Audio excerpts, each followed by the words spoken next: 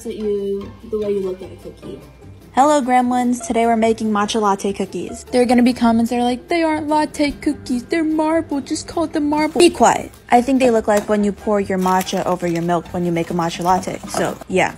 Pretty standard cookie making, cream the butter with the sugar, add an egg, add flour, baking soda. But here's where it gets fun. Split your dough into half and then add matcha to one part. And in the second part, we're gonna add milk powder and a little bit of condensed milk. When you scoop half milk, half matcha. Then we're gonna put it in the fridge to cool for about 30 minutes. Once they're cooled, roll them again, and I like putting sugar on top of them because it gets that crust. I'm using a red Solo cup, very proud of me, but anyway. Bake them at 350 for 9 minutes.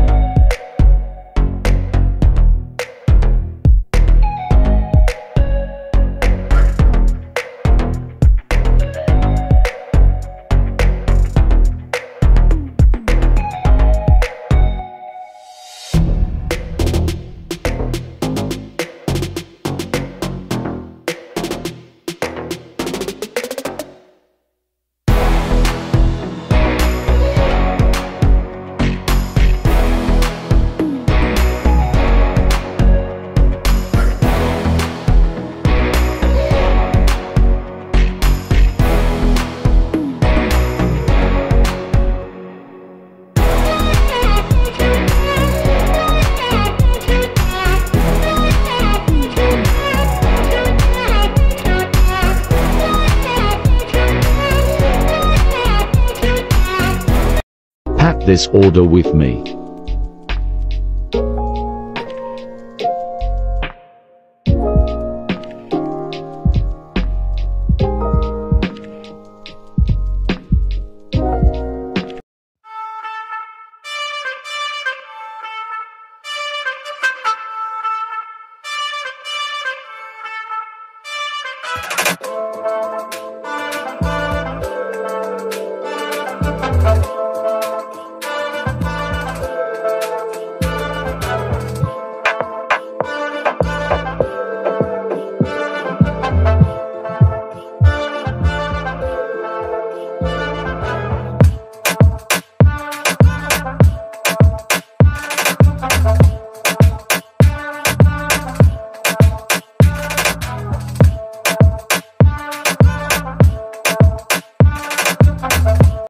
It's that time of week again. It's time for another animal cake.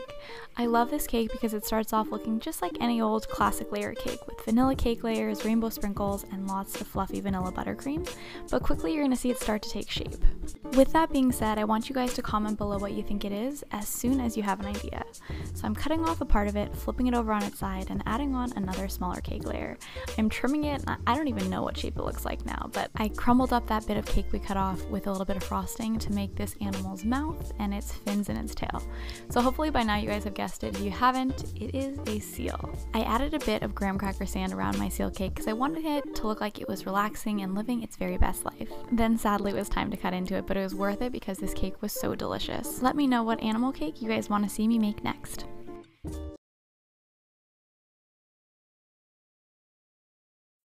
Hey friends, it's Steph, and you can watch me make these Aladdin-themed cupcakes while I go on a quick little rant. Can anyone explain why people will say, oh my god, I would totally order this if it was vegan, or do you have gluten-free options? I would love one. And then as soon as I offer vegan or gluten-free options, they just don't sell. Like, I'm doing a cake jar drop this weekend, and I offered a vegan option, and not a single one got ordered. All the regulars are sold out, and people are asking, do you do vegan? And I said, yes, here's a vegan option, and apparently no one wants it, but everyone's always asking for it. It doesn't really add up. I don't get it. Here's the final photo. Hope you like the video.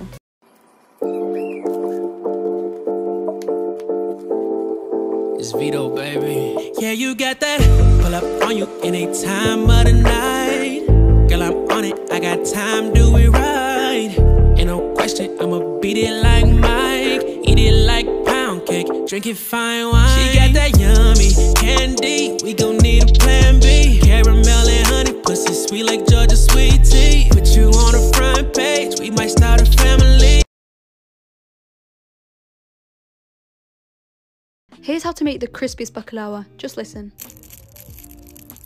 Yeah, I'd say that's pretty crispy. Anyway, let's start. We're going to make the syrup. So we're going to take some sugar, water, heat it for a little bit, then throw in the lemon and cinnamon and let that simmer away for about 15 minutes. And then pour it and leave it to cool. And now we're going to start grinding the nuts. Don't drop it like I just did there. You can use any nut you want, throw in some cinnamon and mix that together. And then get everything ready. So you'll need some melted butter and the phyllo sheets. Okay, so this is where it gets a little fiddly. You basically want to layer 2 of the sheets with some butter in between and then put the nuts on top. And then put 2 skewers in the middle, fold it upwards and start rolling it. And then you want to scrunch it like I'm just doing there. Put it into a tray, brush on some butter, and when you're done, drizzle on some more butter. And then cut it up and bake it, and as soon as it comes out, pour on the syrup. You need to leave it to soak in all that sweetness, so the longer you leave it, the better. But after about an hour or so, you can top it with some ground pistachios and take it out to eat. These are so crispy and sweet. They're honestly one of my favourite desserts to have.